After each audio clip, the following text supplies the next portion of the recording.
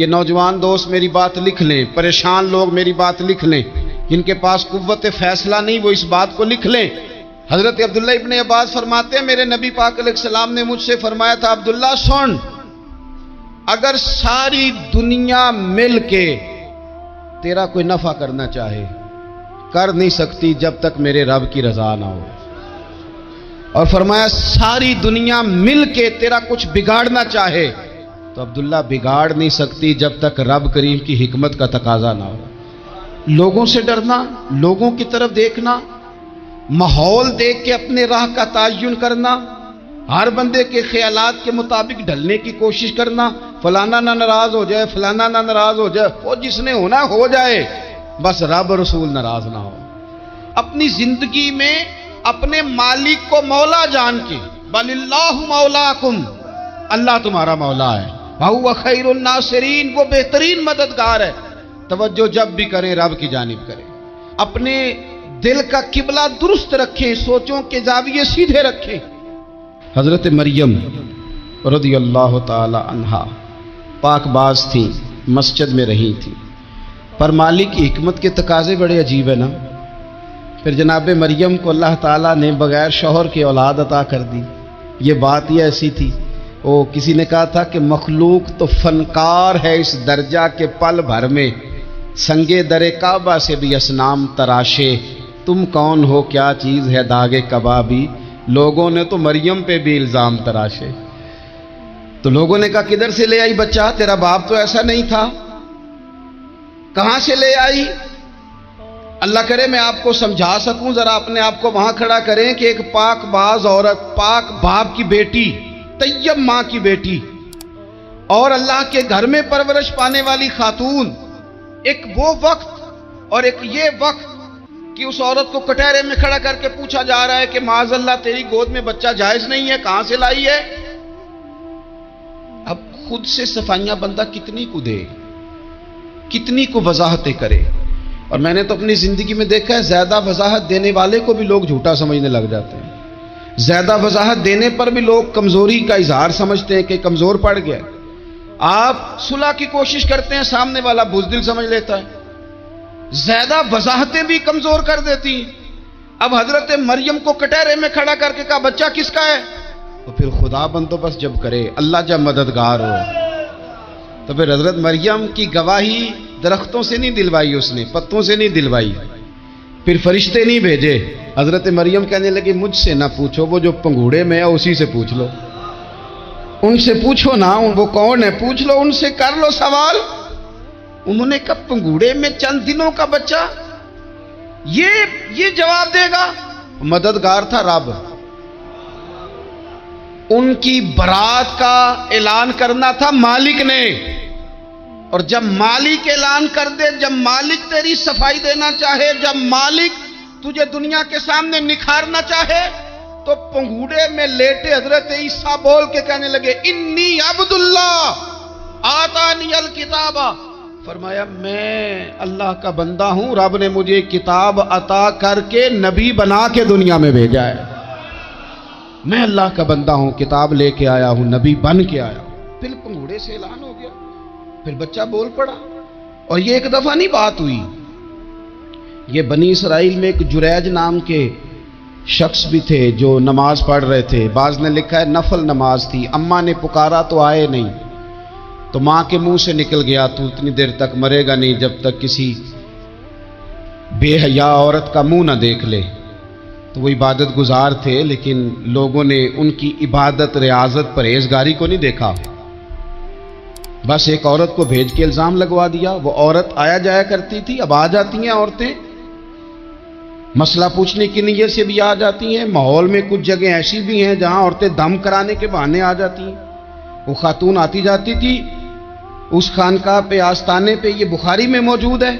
پھر اس نے کہا میری گود میں جو بچہ ہے یہ انہی کا ہے۔ مجھے بتائیں کیسے بندہ وضاحت دے؟ حالات خراب ہو گئے، لوگ کٹیا جلانے لگے، ماحول اور طرح کا بن گیا۔ میرے نبی پاک علیہ الصلوۃ والسلام فرماتے ہیں پھر اس رب کے بندے نے کہا مالک تو کریم ہے، تیری مشیت کا تقاضا آیا جو میری ماں نے جملے بولے تھے، پر اب میں وضاحت دینے کے قابل نہیں رہا، اب تو ہی کرم کرے گا تو دروازہ کھلے گا، تو وہ چند دنوں کا بچہ پنگوڑے میں بول کے کہنے لگا میں اس درویش کا نہیں، میں تو فلانے چرواہے کا بچہ ہوں، وہ جو بکریاں چراتا ہے۔ رب کی مدد کو پکاریں، اپنے ساتھ اپنے مالک کی مدد کو شامل کریں، تھوڑے رزق پر بھی گزارا اچھا ہونے لگ جائے گا۔ سارے لوگ آپ کو گرانے کی تدبیریں کر رہے ہوں گے اور مالک آپ کو عزتیں عطا فرما دے گا، اس کی بارگاہ سے حکمت کا تقاضا اور ہو جائے گا۔ ہم نے ساری زندگی لوگوں کو راضی کرنے میں گزار دی۔ تو میرے عزیز، جب سب سے بڑھ کر وہ دیتا ہے، سب سے زیادہ نوازتا ہے، سب سے زیادہ پیار کرتا ہے، تو پھر وہ فرماتا ہے یا ایھا الذین آمنوا اذکروا اللہ ذکرا کثیرا، اے ایمان والو اپنے رب کا کثرت کے ساتھ ذکر کرو، وسبحوہ بکرۃ واصیلا، صبح و شام اسی کی پاکی بیان کرو، صبح و شام اللہ ہی کا ذکر، اسی کی پاکی۔ بہت زیادہ تفصیلات نہیں، لمبی ڈیٹیل نہیں، صرف آپ اتنا تجربہ کر لیں کہ ہم دن میں اپنی تعریف زیادہ کرتے ہیں یا اپنے رب کی تعریف زیادہ کرتے ہیں، ہمارا اپنے آپ کو سجانے سنوارنے میں خیال زیادہ رہتا ہے یا رب کی رضا پہ توجہ زیادہ رہتی ہے۔ ہمارا اب یہ مزاج بن گیا ہے کہ ہر چیز سے گھیر گھار کے ہم اپنے آپ پر ہر چیز کو لے آئے ہیں، ہم اپنے آپ سے شروع ہوتے ہیں، اپنے پر ختم ہوتے ہیں۔ میرے رسول پاک صلی اللہ علیہ وسلم نے فرمایا جو اللہ کا ذکر کرے اور جو اللہ کا ذکر نہ کرے، مثل الحی والمیت، ان کی مثال اس طرح ہے جس طرح زندہ اور مردہ کی ہوتی ہے۔ گویا ذکر کرنے والا زندہ ہے، نہ کرنے والا مردہ ہے۔ یہ جس نے سارا دن رب کو یاد ہی نہیں کیا، اس کو سارا دن خیال ہی نہیں آیا۔ آپ کہیں سفر پہ نکلے ہوں، کہیں آپ دور گئے ہوں نا، تو آپ کو خیال آتا یار صبح کی میں نے گھر ہی بات نہیں کی، صبح سے میں نے آج گھر فون نہیں کیا، کوئی رابطہ نہیں کیا، کوئی معلومات نہیں کی۔ گھر میں سے کوئی سفر پہ ہو، ایک تو یہ کہ آپ گئے ہوں اور ایک یہ کہ کوئی گھر میں سے گیا ہو، تو دن میں اسے فون کر کے پوچھنے کہاں پہنچے ہو، جس کام گئے تو اس کا کیا بنا، خیال آتا ہے۔ اور اگر آپ نے کسی کو بھیجا ہو اور پیچھے سے فون نہ کریں تو وہ بھی کہہ دیتا ہے یار تو نے سارا دن حال ہی نہیں پوچھا۔ یعنی بندوں کے ساتھ بندوں کا رشتہ ہو تو دن میں یاد نہ کریں تو شکوہ آتا ہے، تو مجھے بتاؤ سارا دن ہی گزر جائے ایک تسبیح بھی نہ پڑھی جائے، یعنی سارا دن بیت جائے اور انسان ایک تسبیح سبحان اللہ کی نہ پڑھ سکے، باقی اسے ساری کہانیاں آتی ہوں، باقی اسے سارا پتا ہو، لیکن سارا دن بیت گیا، 24 گھنٹے گزر گئے اور اس کو اتنی توفیق نہیں ہوئی کہ 100 دفعہ مدینے والے رسول پہ درود و سلام ہی پڑھ لیتا، سارا دن ہی گزر گیا، اس نے سوچا ہی نہیں۔ تو ہم نے یہ کیا ہے کہ ہمارا جو خاص ذکر کرنے کا مزاج اور ماحول اور شوق ہونا چاہیے تھا، وہ شوق ہمارا برقرار نہیں رہا، وہ ذوق نہیں ہمارا رہا۔ یعنی فارغ بیٹھے لوگ ہیں، بڑی دیر فارغ بیٹھے ہیں، کہتے ہیں جی میں صبح سے فارغ ہوں، بور ہو رہا تھا، کوئی اس پارہ ہی پڑھ لینا تھا، کچھ تھوڑا سا نا مہربانی کر لینی تھی، کچھ آپ نے ایک تسبیح استغفار کی پڑھ لینی تھی۔ کس طرح آپ بور ہو گئے؟ آپ نے سارا دن اللہ کو یاد ہی نہیں کیا، توجہ ہی نہیں فرمائی۔ اور پھر اگر آپ اللہ کا ذکر کریں اور جس صفاتی نام کے ساتھ آپ اپنے رب کو یاد کر رہے ہیں اس کا معنی سمجھ کے کریں، یا رحمانو یا اللہ، یا رحمان یا رحمان یا رحمان، جب آپ کہیں گے تو پھر عرش کا مالک بڑی رحمت نازل فرمائے گا۔ جب آپ کہیں گے یا کریم یا کریم یا کریم، تو پھر وہ کرم کے دروازے کھول دیتا ہے۔ آپ کا ایک خاص رنگ ہو۔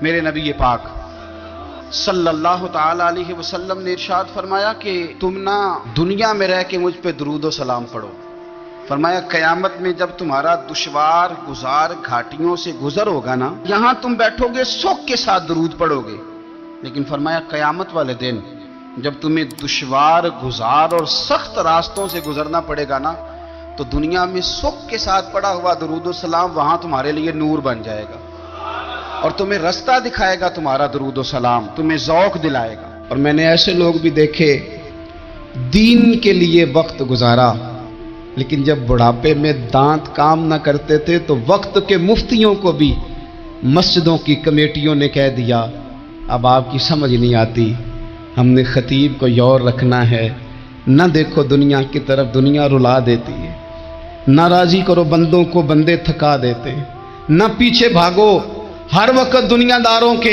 یہ انسان کو کمزور کر دیتے ہیں۔